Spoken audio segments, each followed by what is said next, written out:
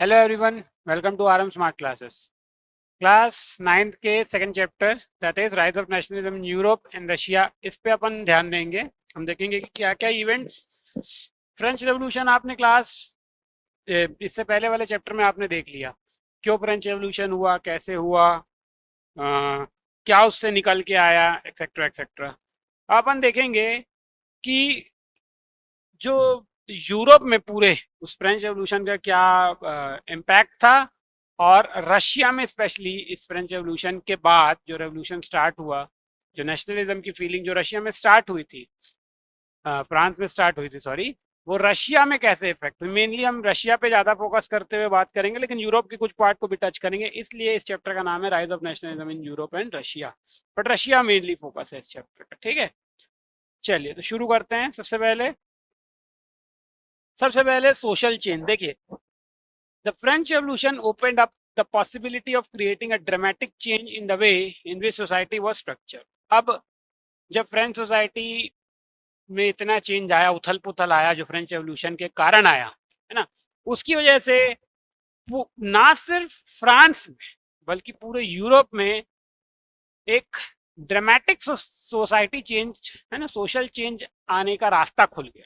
लोगों को लगा जब फ्रांस में हो सकता है, जब फ्रांस की सत्ता चेंज हो सकती है, जब फ्रांस के लोग रिवोल्ट करके चीज़ों को अपने अकॉर्डिंग ला सकते हैं, हाथ में लोगों के पावर आ सकता है, तो वो पावर हमारे देश में क्यों नहीं आ सकता है ना।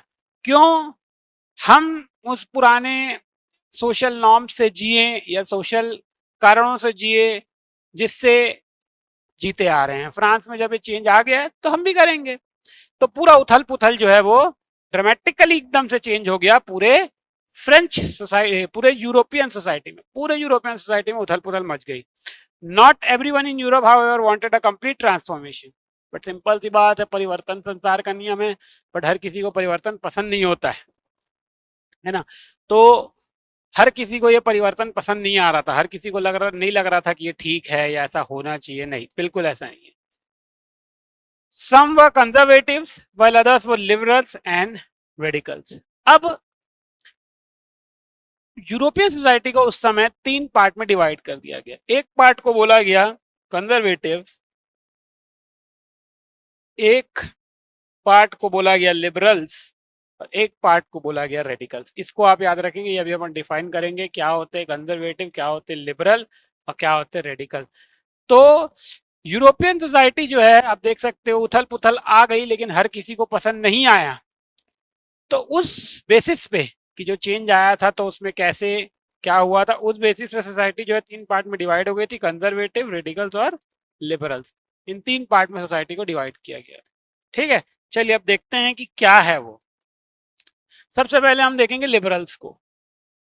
Wanted a nation which tolerated all religions. देखिए, यूरोपियन सोसाइटी शुरू से ही आपको पता है क्रिश्चियनिटी ड्रिवन नेशन है ना, पूरा सोसाइटी। अब क्रिश्चियंस में भी अलग अलग तरीके के क्रिश्चियन होते हैं। कैथोलिक क्रिश्चियंस होते हैं, प्रोटेस्टेंट्स होते हैं, ऑर्थोडॉक्स क्रिश्चियन होते हैं, वगैरह वगैरह, है ना। तो लिबरल्स लोग ऐसे थे जो ये बोलते थे कि अगर हम यूरोप में रह रहे हैं तो सारे रिलीजन का हमको रिस्पेक्ट करना चाहिए, सबका टॉलरेंस लेवल होना चाहिए। ऐसा नहीं होना चाहिए कि मैं पर्टिकुलरली इस रिलीजन को फॉलो करता हूं तो इसी को मानूंगा या सो ऑन, ऐसा नहीं होना चाहिए। तो लिबरल लोगों का क्या था, टॉलरेंस वाली पॉलिसी थी। उनको ये कहना था कि सभी धर्म समान होते हैं। They argued for an elected parliamentary government subject to laws interpreted by a well-trained judiciary that was independent of rulers and officials. ये वो लोग थे जो बोलते थे कि अगर देश चलाना है तो एक पार्लियामेंट्री गवर्नमेंट की जरूरत है। ये सीधा सीधा उनका कहना था कि ठीक है भाई, बनाना है, सरकार बनानी है, बनाना है, और एक प्रॉपर जुडिशियल सिस्टम भी होना चाहिए, ठीक है, जो कि सरकार के एक्शंस को जज कर सके। ठीक है,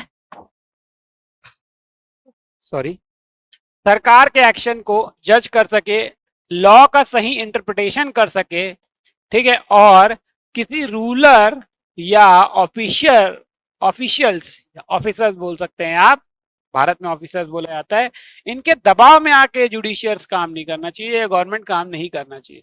तो ये रूलर फूलर वाला सिस्टम बंद करो, उन्होंने बोला ऑफिसर सिस्टम बंद करो, नोबिलिटी कलर्जी, एक गवर्नमेंट बनाते हैं, गवर्नमेंट है ना, तो गवर्नमेंट बनाते हैं, वो गवर्नमेंट जो है वो पार्लियामेंट्री गवर्नमेंट होगी, एक जुडिशियल सिस्टम होगा, वेल ट्रेंड होगा।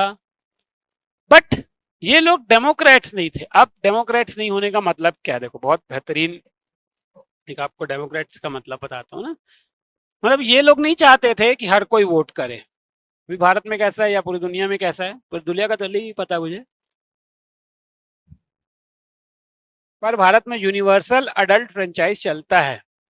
हर वो शख्स जो 18 साल से प्लस एज का है वो वोट दे सकता है, despite of its caste, sex, gender, religion और सोशल स्टेटस। ठीक है, हर किसी को वोट देने का हक है। इन लोग ऐसा मानते थे लिबरल लोग कि हर किसी को वोट देने का हक नहीं होना चाहिए। वो लोग जिनके पास बढ़िया प्रॉपर्टी है, या वो लोग जो लोग नोबेल मैन है या क्लर्जी लोग हैं, सिर्फ उन्हीं को ही वोट दे। नोबेल क्लर्जी वाला सिस्टम तो लोग खैर खत्म करना चाहते हैं, लेकिन वो जिनके पास प्रॉपर्टी है या वो जो गवर्नमेंट में कोई पोस्ट होल्ड करते हैं, सिर्फ उनको ही वोट देने का हक होना चाहिए। ये लिबरल्स की सोच थी। तो ये लोग बिल्कुल डेमोक्रेट नहीं थे, तो डेमोक्रेसी के जस्ट ऑपोजिट थे। हालांकि ये लोग चाहते थे कि पार्लियामेंट बने, गवर्नमेंट बने, लॉ आए और जुडिशियरी उसका सम्मान करे। अब क्यों ऐसा, कि आप डेमोक्रेट नहीं हो लेकिन आप चाहते हो कि पार्लियामेंट आए, जुडिशियरी आए, बात आप बात आप सारी लॉ वाली कर रहे हो, मतलब डेमोक्रेसी वाली कर रहे हो, और हो नहीं आप डेमोक्रेट, तो ऐसा कैसे हो सकता है ना। तो होता क्या है, जब भी रिप्रेजेंटेटिव चुना जाता है ना, तो वो रिप्रेजेंट करता है पूरे एक ग्रुप को या पूरे एक देश को या पूरे एक पर्टिकुलर ग्रुप को बोल सकते, देश नहीं बोल सकते, है ना।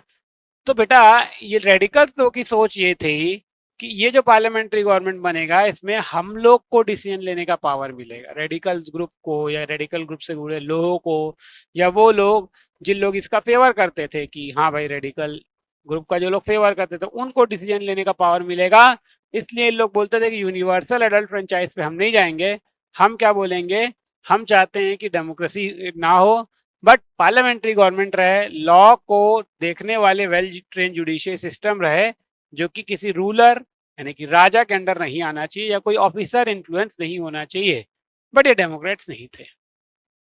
सोचिए कितना कॉन्ट्राडिक्टरी बात है, और वर्ड है लिबरल। यही भारत यही दुनिया है। आपको कई लोग को ऐसा लगता है कि सिर्फ इंडिया में ऐसा है कि इंडिया में लोग हिपोक्रेट हैं, इंडिया में लिबरल्स अलग अलग काम कर रहे हैं, लेकिन वैसा नहीं है पूरी दुनिया में देश। अच्छा आपको क्या लगता है कि ये पहले था 1800 के आसपास, तो क्या अभी ये होंगे, अभी बल्कि ज्यादा है। ठीक है, तो ये लिबरल लोग इस तरीके से थे।